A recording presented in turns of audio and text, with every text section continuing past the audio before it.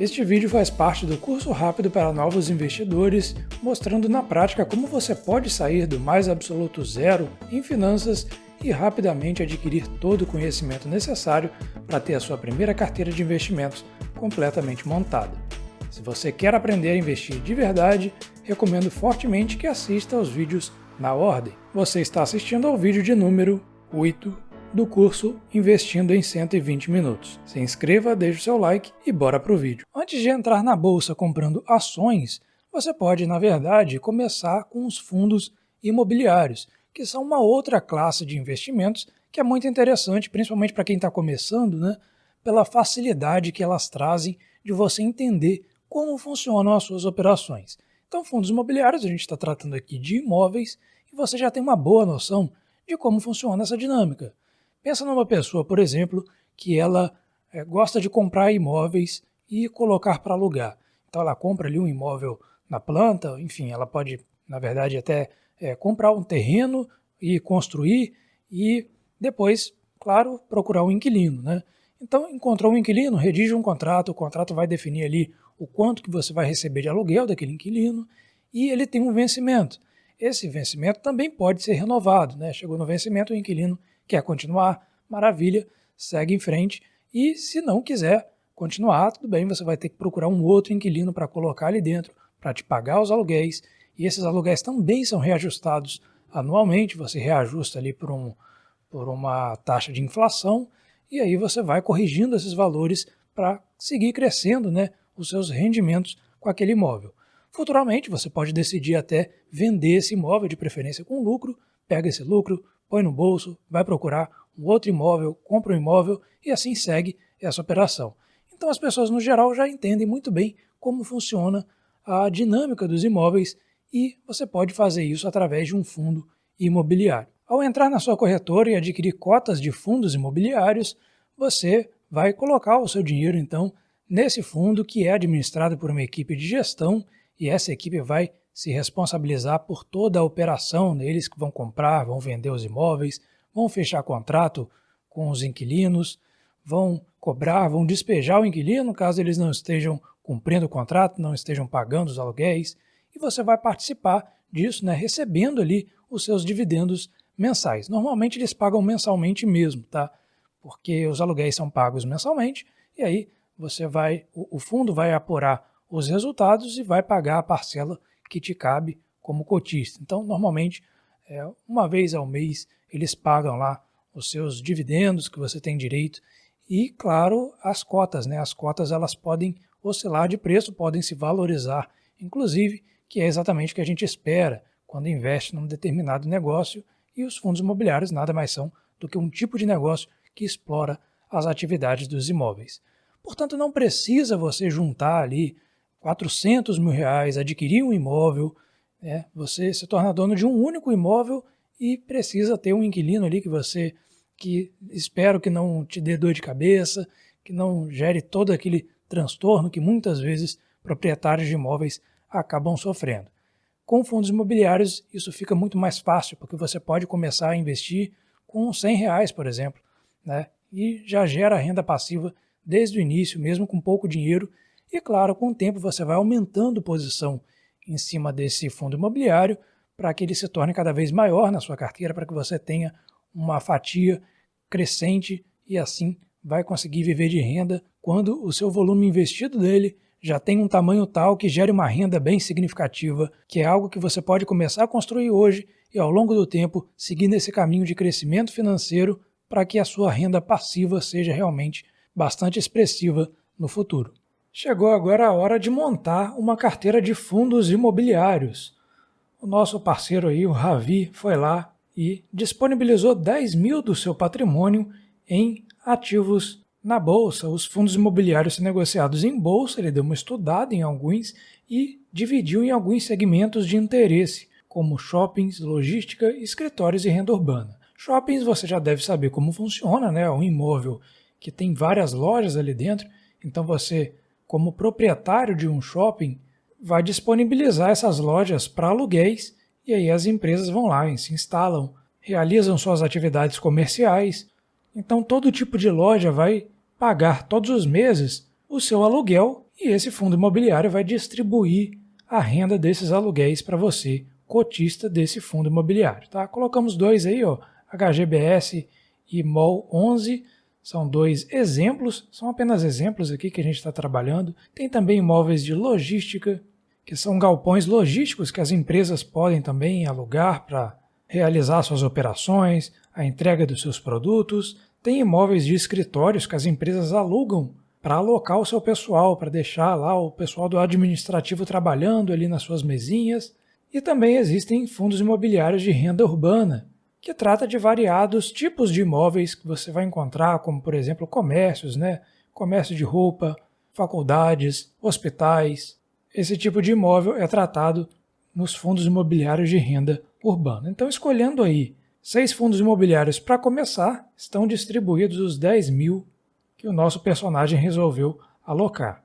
Então, no decorrer do seu estudo, nesse momento de tomar a decisão se vai ou não investir num determinado fundo, você vai observar uma série de informações sobre eles, inclusive alguns indicadores que chamam muito a atenção, como, por exemplo, o PVP, que é preço sobre valor patrimonial.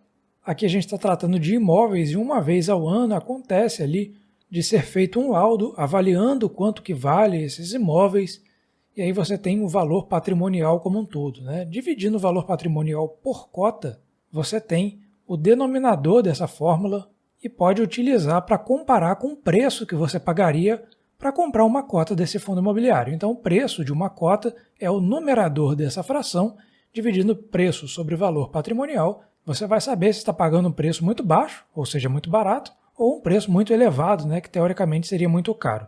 Normalmente, o preço sobre valor patrimonial gira em torno de 1. Então, em geral, você vai encontrar um valor entre 0,95 e 1,05. Em condições normais, isso é o esperado para o PVP.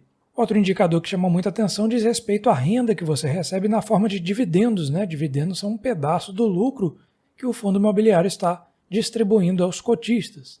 Então, pegando os dividendos dos últimos 12 meses e dividindo pelo preço, né, dividendo por cota no numerador e o preço de uma cota no denominador, você vai ter um valor que indica o quanto que você está recebendo de rendimento desse fundo imobiliário. Historicamente, 6% já seria um valor um pouco baixo ali, a gente espera normalmente 7%, 8%, 9% por aí. Claro que cada caso é um caso, você tem que saber qual é a situação que o fundo está passando. Às vezes pode vir um dividendo extraordinário por conta de uma venda que o fundo fez, ele vendeu um imóvel, aí surge aquele dividendo bem fora do comum, né, bem elevado, e acaba puxando esse indicador para cima. Tá? Então o PVP, normalmente você quer que ele seja um valor baixo e o dividend yield, você gostaria que ele fosse o mais alto possível. O PVP é uma fração, o dividend yield ele é um valor percentual.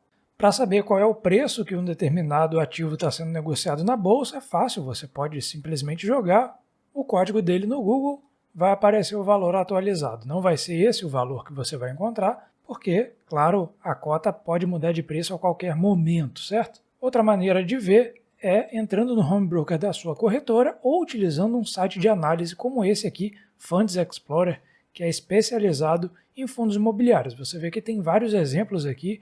Fundos imobiliários sempre terminam com o númerozinho 11 no final. Eu posso pesquisar exatamente pelo XPLG e aqui eu já consigo ver alguns indicadores, como por exemplo o PVP que está cravado em cima de 1. Lembra que a gente falou que normalmente ele gira em torno de 1? O dividend yield é 8%, né? 8,3% nesse momento, então nos últimos 12 meses, se você pegar todos os dividendos que você teria recebido na sua carteira e dividir pelo preço atualmente, o preço é de R$ 109,74, você teria exatamente esse nível de renda aqui, né, esse dividend yield de 8%. A gente pode ver uma série de características dele. Histórico de dividendos é interessante a gente buscar o máximo possível para ver se ele consegue entregar rendimentos crescentes, cada vez maiores ao longo do tempo, e realmente a gente vê aqui de 2018 a 2023, ele está realmente numa tendência crescente, né? Ele paga dividendos crescentes no decorrer do tempo. Aqui uma simulaçãozinha, né? Se você tivesse aplicado 50 mil 12 meses atrás, quanto que você teria? Você teria ganhado mais dinheiro com o fundo do que com poupança, por exemplo. Tá? Mas lembrando que fundo imobiliário é um ativo de renda variável. Então vai ter anos que ele pode render negativo sim, isso acontece. Por acaso nesse ano aqui ele rendeu bem acima da poupança. Tá? E o valor patrimonial também é importante ver se ele está se valorizando ao longo do tempo. Valia um valor patrimonial de R$ 95,00 em 2018, agora aqui tem dados só de outubro de 23, mas ele já vale R$ 110,00. Tá? Não está exatamente atualizado, mas você vê um crescimento consistente ao longo do tempo, isso é muito importante. Também dá para ver aqui a vacância, né? Se existem muitos imóveis vagos, muitas áreas disponíveis para locação. Se observar a vacância financeira, está aqui em torno de 1%, e a vacância física em torno de 8%. Significa que se ele conseguir alugar ainda a área que resta ser alugada dentro desses imóveis que eles possuem, essa vacância vai cair para 0%. No momento, a vacância financeira é de 1%, bem baixinho. Na verdade, não é no momento não, porque isso aqui está desatualizado. É janeiro de 22, está trazendo dados de alguns anos atrás, então não dá para confiar exatamente nesse gráfico aqui. A gente tem que usar o relatório gerencial. Ó, já tem um relatório aqui de janeiro de 24. Vamos entrar nele? Aqui você consegue essas informações de forma até mais confiável, né? Na verdade, o status é dezembro de 23, tem comentários do gestor, tem o objetivo do fundo, né? Ele quer oferir ganhos através da exploração de empreendimentos, especialmente da área logística e industrial, que é o caso do XP LG11, e uma série de informações que você pode absorver com um pouco mais de calma. Né? Tem aqui tipos de contrato, tem contratos típicos e atípicos, é bem distribuído. Contratos atípicos eles podem ser até mais longos, então te dão até mais proteção nesse sentido, mais previsibilidade. É preponderante o comércio varejista, né? Muitas varejistas acabam alugando esses galpões logísticos desse fundo. Aqui você vê por empresa, né? Leroy, Via Varejo, que é a Casas Bahia, por aí vai. Vê também como que está a distribuição geográfica.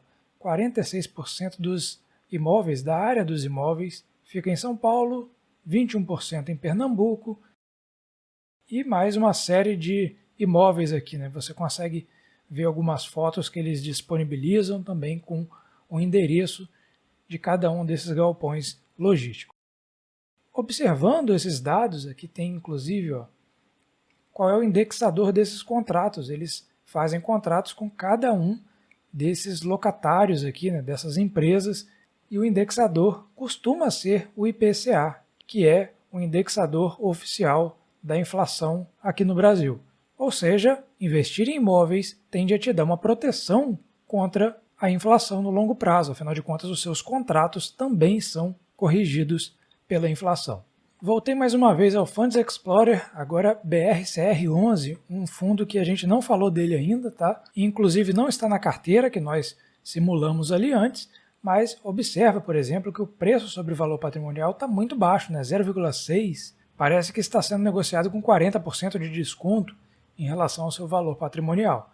Em tese, isso pareceria algo bom, mas pode ser que ele esteja escondendo um risco um pouco elevado. E aí a gente tem que entender, né? Por que o valor patrimonial por cota é de 99 e está sendo negociado a 60? Então, o preço sobre valor patrimonial nessa relação de 60% é muito baixo, é um pouco preocupante. Deixa eu ver se a gente tem alguns indícios aqui, ó. Tem alguns dividendos, aqui é o histórico de dividendos, tem alguns dividendos muito extraordinários, né, muito fora do comum. Pode ser que ele tenha vendido, por exemplo, um imóvel aqui e pagou um dividendo elevado, então aqui o gráfico não vai ajudar muito. Agora, pegando aqui o valor patrimonial que ele tinha lá no histórico de 2015, o valor patrimonial girava em torno de 150, enquanto que hoje o valor patrimonial por cota é de 100, ou seja, o valor patrimonial desse fundo está caindo. Então, se ele continuar caindo, a gente até entende por que esse fundo está sendo negociado com tanto desconto assim, né, no PVP. Significa que o mercado está um pouco pessimista com ele, afinal de contas ele está perdendo valor patrimonial ao longo do tempo, ao invés de ganhar, que é justamente o movimento que a gente espera, né, que seja um movimento ascendente. BRCR, que já é um fundo de office, né, um fundo de escritórios. É diferente do XPLG que a gente viu antes, que é um fundo de logística. Então, mais uma vez, essa é a carteirinha aqui que a gente está colocando apenas para fins de exemplificação, não é para você copiar, mas é apenas para você observar que existem ali alternativas interessantes de estudo e que você consegue acessar essas informações de forma bem tranquila, utilizando sites como esse que a gente acabou de ver agora.